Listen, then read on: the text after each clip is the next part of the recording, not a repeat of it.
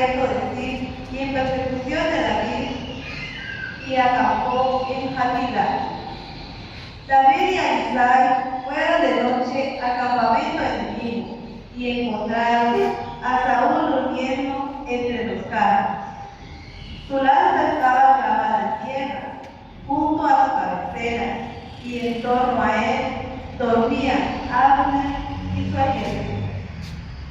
Abisai dijo entonces a David: Dios está poniendo al enemigo al alcance de tu mano. Deja que lo clave ahora en tierra con un solo golpe de su misma lanza. No hará falta repetirlo. Pero David replicó: No lo mates. ¿Quién puede atentar contra el ungido del Señor y quedar sin pecado? Entonces cogió David la lanza y el jarro de agua de la cabecera de Saúl y se marchó con Abisai. Nadie lo vio, nadie se enteró y nadie despertó. Todos siguieron durmiendo, porque el Señor les había enviado un sueño profundo. David cruzó de nuevo el valle y se detuvo en lo alto del monte, a gran distancia del campamento de Saúl. Desde ahí gritó: Rey Saúl, aquí está tu lanza. Manda a uno de tus criados a recogerla. El Señor le dará a cada uno según su justicia y su lealtad. Pues Él te puso hoy en mis manos, pero yo no quise atentar contra el Espíritu del Señor. Palabra de Dios.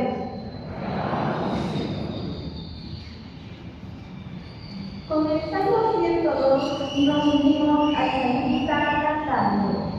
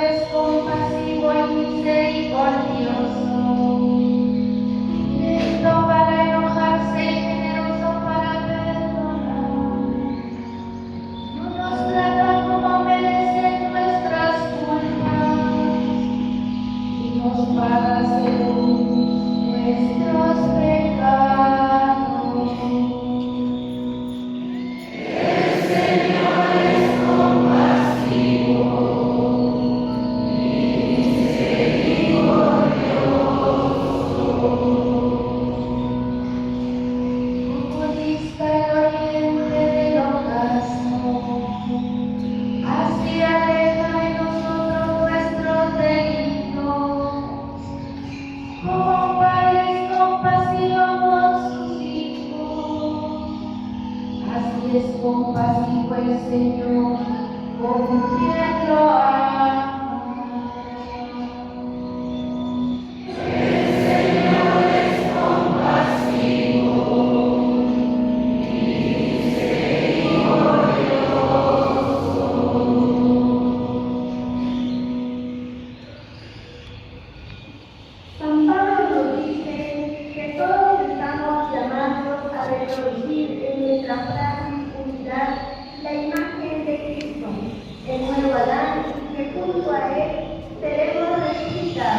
Escuchemos. La primera carta del apóstol San Pablo a los Corintios. Hermanos, la Escritura dice que el primer hombre, Adán, fue un ser que tuvo vida. El último Adán es espíritu que da la vida. Sin embargo, no existe el primero vivificado por el espíritu, sino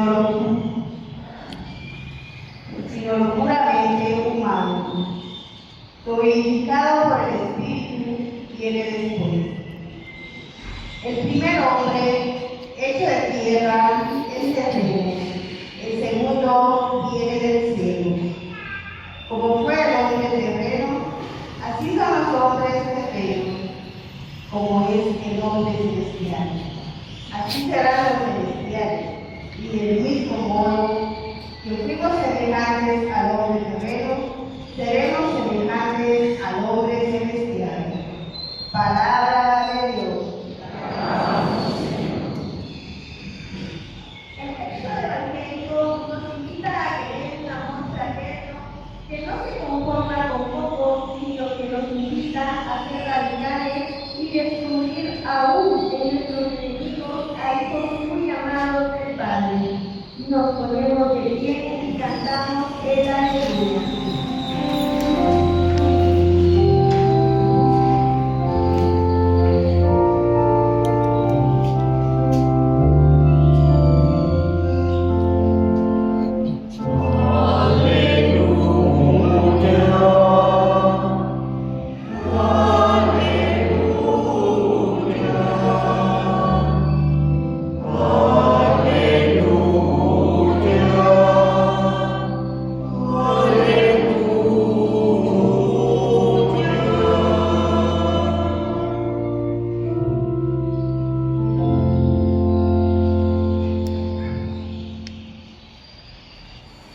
El Señor esté con ustedes.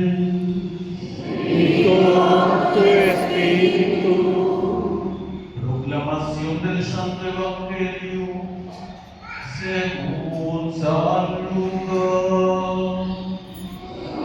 Gloria a ti, Señor.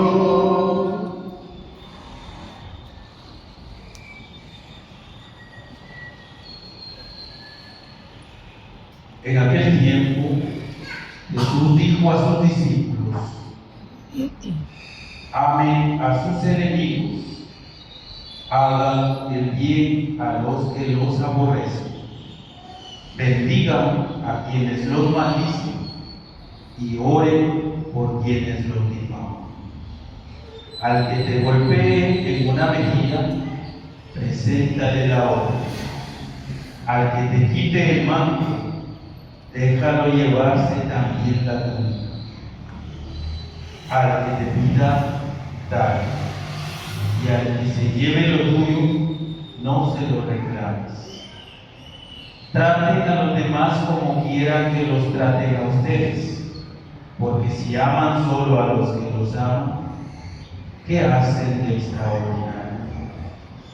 También los pecadores aman a quienes los aman.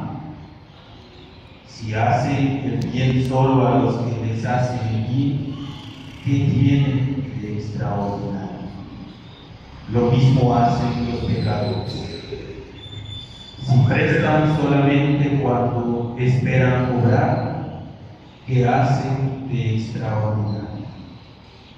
También los pecadores prestan a otros pecadores con la intención de cobrárselo después.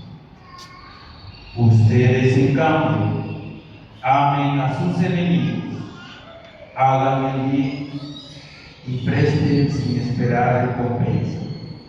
Así tendrán un gran premio y serán hijos del Altísimo, porque Él es bueno hasta con los malos y los ingratos. Sean misericordiosos como su Padre es misericordioso. No juzguen y no serán juzgados. No condenen y no serán condenados. Perdonen y serán perdonados. den y se les dará. Recibirán una medida buena, bien sacudida, apretada y rebosante en los pliegues de su túnica, porque con la misma medida con que midan serán medidos. Palabra del Señor. Gloria a ti, Señor Jesús.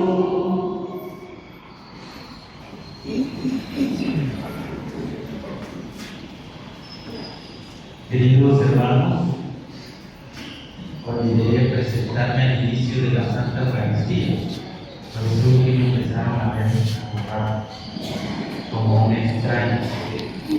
Ustedes se preguntarán quién se para los hijos tan chulos de los Pues fíjense que mi nombre es Maximiliano, soy mi padre Max, mi padre Maximiliano. Actualmente sirvo en la parroquia de Comunidad. Pues ahorita con una situación que hemos venido a apoyar a vivir. Pues fíjense que el Evangelio de este día es muy duro realmente, porque se propone el itinerario de todo cristiano o de todo católico, y aquí es donde uno también puede plantearse, como se decían los apóstoles, realmente nos pide cosas difíciles, ¿verdad? Quiero hacerles una pregunta. ¿Ustedes piensan que es fácil ser cristiano? Incluso vemos a nuestro fundador, a nuestro Dios, a Cristo, a quien le fue fácil cumplir su misión, y entonces siempre nos pide ir contra corriente. Cuando el mundo va para abajo, todos nosotros vamos para arriba. Y ir contra corriente es impulsarnos contra todas las fuerzas, ¿verdad? Porque imagínense, como lo dice el Señor, ¿qué tiene de extraordinario ir en la corriente? Hasta más fácil es, ¿verdad? Uno solo echa su peso y se debe caer para abajo hasta llegar al suelo. Pero nosotros podemos entonces darnos cuenta de lo difícil que es. Y Él mismo nos dice y nos plantea que lo que hacemos o lo que haremos o lo que estamos invitados y llamados a hacer es algo difícil, algo extraordinario.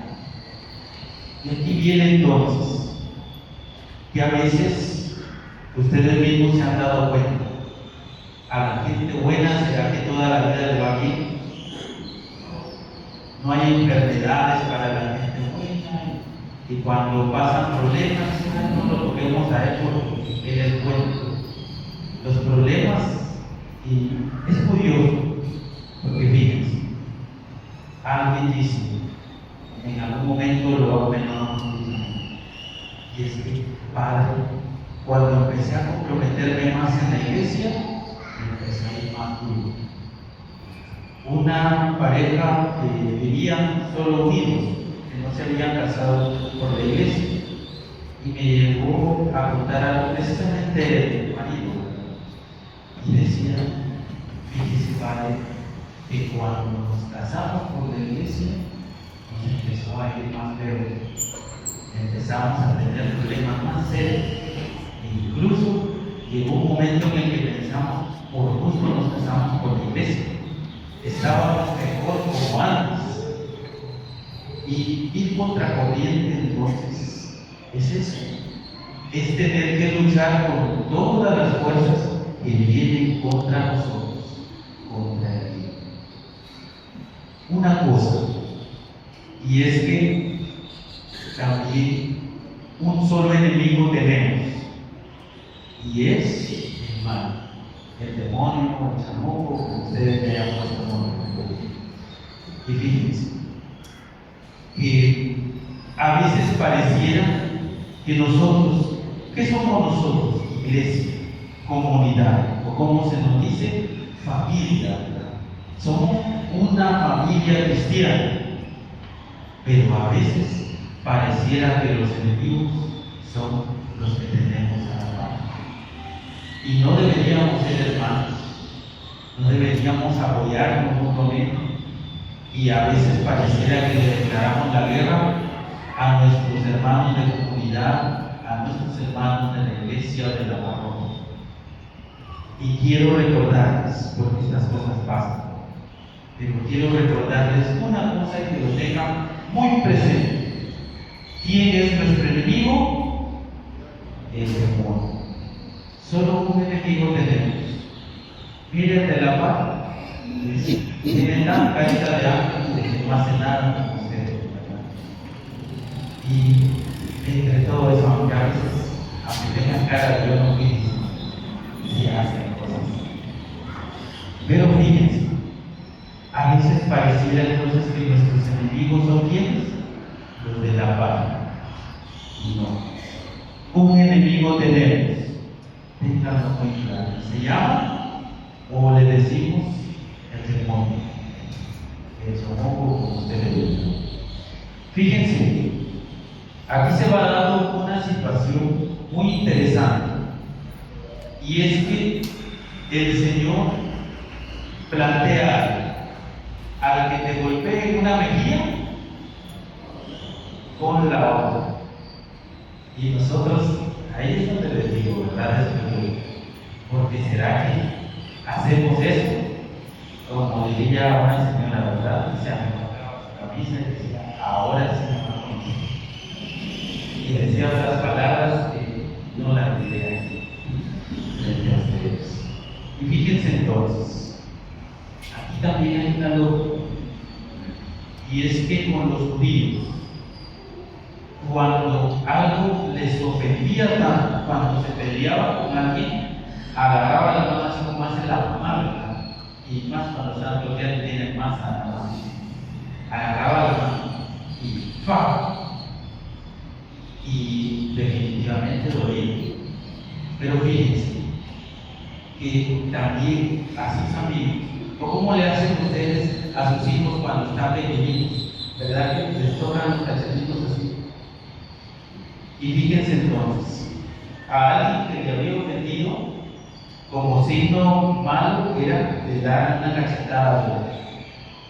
Pero cuando uno quiere a alguien, tenía que darle otra cachetada del otro lado. Y que alguien le hiciera eso significaba que era su amigo. Y por eso el Señor plantea, si te dan en una mejilla, con la otra, como signo de ofreciendo mi amistad, como signo para que la persona también, porque si usted pone la otra mejilla, ¿qué cree que puede pasar? Pues imaginémonos la película, ¿verdad? ¿Qué pasaba? Que el otro tenía que responder. Algo así como cuando a usted le dan la mano para saludar, y si usted lo deja ahí plantado, ¿qué pasa? ¿El egoísta quién es? El que no da la mano. El malo de la historia es el que no da la mano. El bueno es el que quiere saludar, el que quiere paz.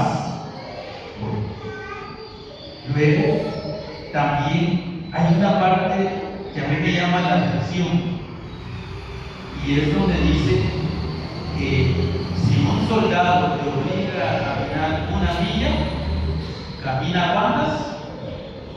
2, el doble. Y fíjense que pasaba algo extraño pero bonito en esto, porque los soldados eran los soldados romanos, ellos podían imponer castigo, y cuando imponían un castigo, imagínense, yo no sé exactamente cuál era la mía, pero va a ser muchísimo, como de aquí a Cuyotepán, así como yo he caminado con ustedes. Y entonces era como irse caminando hacia allá. Pero si al que castigaba caminaba el doble, era como retar al soldado romano, y entonces pasaba algo. Fíjense, el castigo era una milla, pero si aguantaba caminar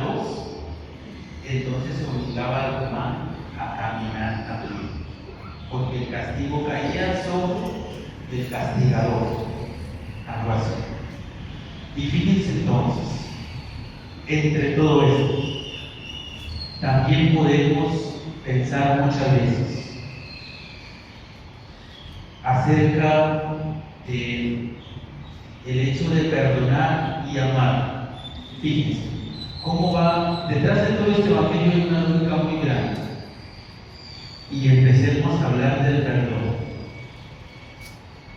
A veces nosotros no perdonamos porque pensamos que la persona no se lo merece.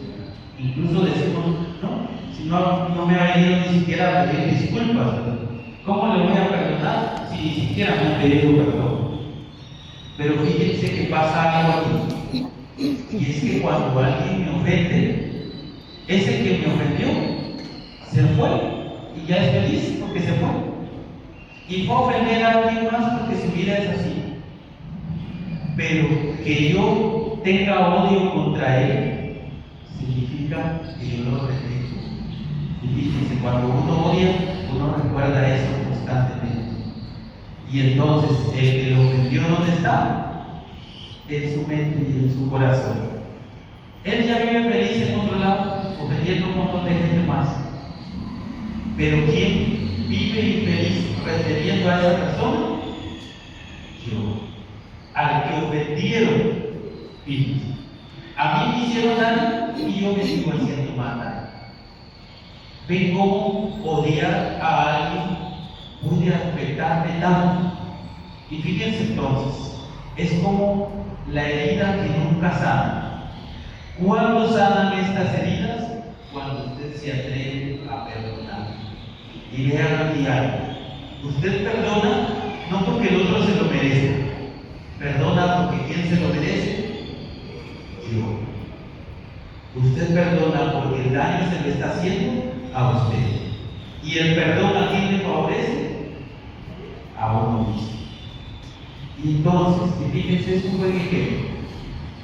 Y aquí caigo el primero del Evangelio. Háganle bien a los que les aborrecen. Y entonces ustedes pueden pensar, ¿cómo voy a orar yo por esa persona si no me nace? Y fíjense, cuando uno se atreve a perdonar, lo deja ir.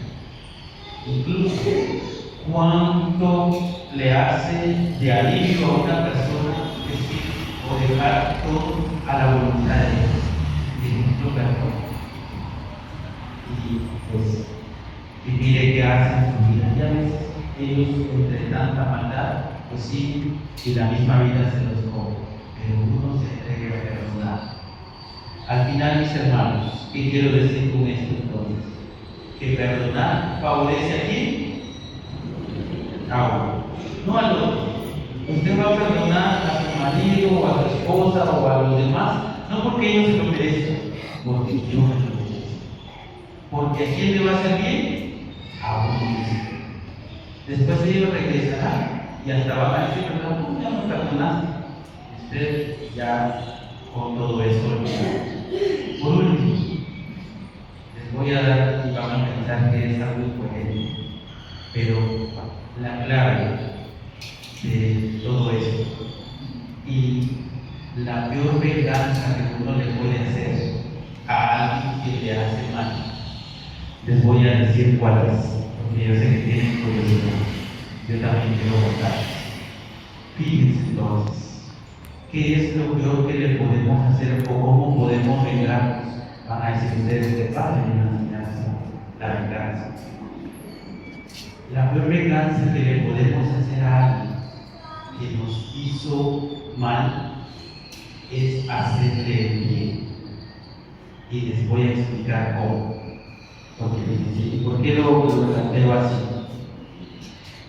Porque cuando alguien le ha hecho daño a usted y usted le hace un bien, le friega su conciencia.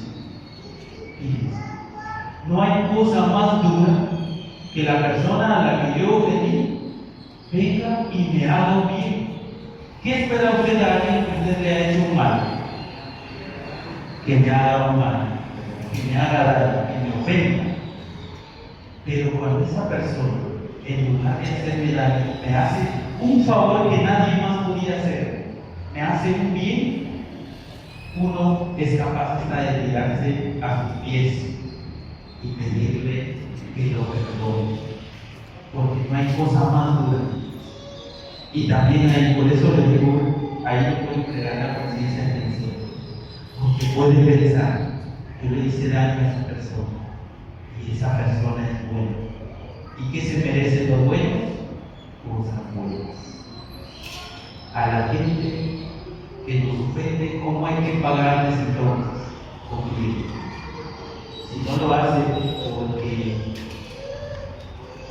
el Evangelio lo plantea, hágalo de ese modo que usted va a ver. Y fíjense, cuando alguien le ha hecho daño y usted a cambio le hace un bien, esa persona le va a pedir perdón. Nosotros de algún modo nos obligamos a pedir perdón, pero no lo hagamos por eso, hagámoslo para demostrar que yo estoy bueno y no me atrevería a hacerle algo mal. Por el contrario, fíjense, y ahí todos en paz y colorín colorado, ¿verdad? El cuento se terminó y todo bonito, felices para siempre. Pero ¿qué pasa cuando alguien me ha hecho un mal y yo vengo y le hago otro mal? Después, ¿qué pasa? Me sigue haciendo mal y yo toda la vida podemos pasar así. Nacen los hijos, los nietos y todo el mundo peleamos. Pero cuando usted se atreve a hacer un bien, ¿qué pasó? Cortó la maldad que había. Y fíjese lo bonito, por eso les digo, el plan me cansa, pero algo bueno. Lo bonito es que esa persona después le va a quedar en su conciencia y con alguien que le haga daño no va a poder ser malo, porque se va a borrar. Lo bonito que se siente y lo vergonzoso que se siente que alguien de quien usted esperaba mal le haga un bien. Yo no sé si es un trabajo aquí, pero espero que se haya entendido. Examinar en la lógica de Dios. Porque Él, estando en la cruz, a punto de morir, ofrece su perdón. Y entonces clama al Padre y le dice: Padre, no tomes en cuenta este pecado. Y él dice: ¿cuántos había antes de la cruz? No estaban sus apóstoles, solo uno había, el más joven, Juan.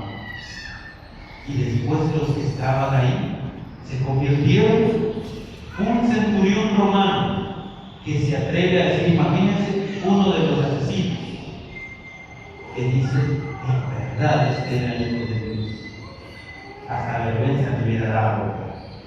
Imagínense, y se convierte. José de Arimatea, que también va y organiza todo lo de para sepultarlo. Al final de cuentas, muchos de los que estaban ahí y muchos judíos después se arrepintieron y se convirtieron. Pero es por eso. Queridos hermanos, termino con esto. No se olviden siempre de hacerle el bien a los que les hacen el mal.